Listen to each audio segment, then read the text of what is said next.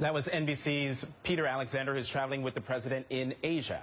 Joining me now at the table, Jillian Melchior, the Franklin Center Fellow for the National Review, recently back from reporting in Ukraine. Marcus Mabry, editor-at-large for the New York Times. Earl Catagnas Jr., an assistant professor of history and security studies at Valley Forge Military College and an Iraq War veteran. And Rula Jibril, an MSNBC contributor and foreign policy analyst for Newsweek. Thank you all for being here. Earl, I'm going to start with you because of all of the rhetoric, we are seeing an escalation with Russian military exercises as well as the Ukrainian military going after militants and the actions of pro-Russian separatists. So is this a potential powder keg about to go off? Well, Russia, even if they had 80,000 troops on the border or even 100,000, if you look at Ukraine, it's one of the largest nation states in Europe.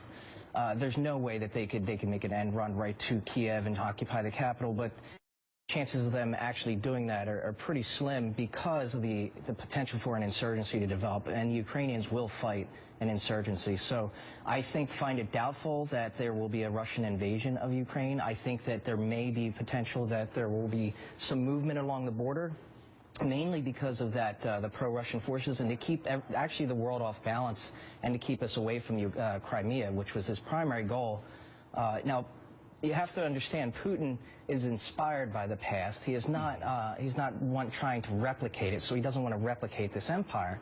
What he saw is that the potential, because NATO was moving closer and closer on his borders, and he saw that Crimea, he was going to lose his Black Sea fleet port. So he made the move and he did it very well strategically, how he shaped the strategic environment and moved into Crimea, and he's continually shaping the strategic environment. Jillian, you were, as I said before, you were on the ground there in Ukraine. I want you to listen to the Prime Minister of that country and Meet the Press last week. President Putin has a dream to restore the Soviet Union. And every day he goes further and further. And God knows where is the final destination. When you were there in Ukraine, was this a similar sentiment among the people you talked to there? It was completely widespread. So I was in Kiev, and I think a lot of people were very concerned that Putin's going to progress as far as he's allowed. I mean, basically his gamble is the Russian economy is not doing well. His popularity is not high, but like a lot of dictators, his strategy is to gun up domestic support by acting very aggressively internationally. So I think in Kiev, there was a lot of concern that he was just going to keep progressing. The Ukrainian military is really outnumbered. By the same token, and to your point, I think that Ukrainians are definitely willing to fight. So while he may be, outmatching them in military, there's definitely going to be a lot of Ukrainians that are willing to join the military or complement it. I mean, I spoke to a girl who built Molotov cocktails during the revolution. She learned hard combat skills that I think are very applicable in this situation. So while there's concern, there's not hopelessness. I think the great danger is we don't really know what Putin's endgame is. I think further is the fact that, as the German Chancellor Angela Merkel has said, she thinks that Putin is now divorced from reality. His perception is divorced from reality. That's the huge danger here. I don't think he'd ever make an end run for Kiev. However, NATO has told us that he could invade and take over all of eastern Ukraine within 3 to 5 days. The Ukrainians are not ready to take on the Russian military.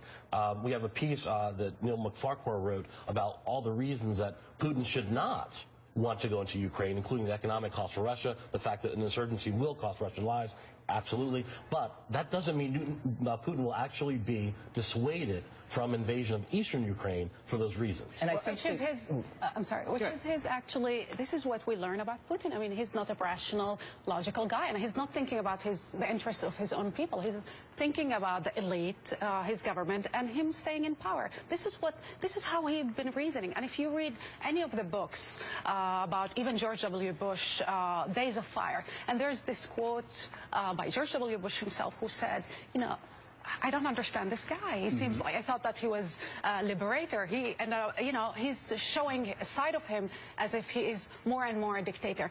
If he takes eastern Ukraine, he's taking from the Ukrainians their economic capital somehow. And that would be a huge hit to the new democracy. So then, is intervention key here? What do you mean by intervention? Like invasion?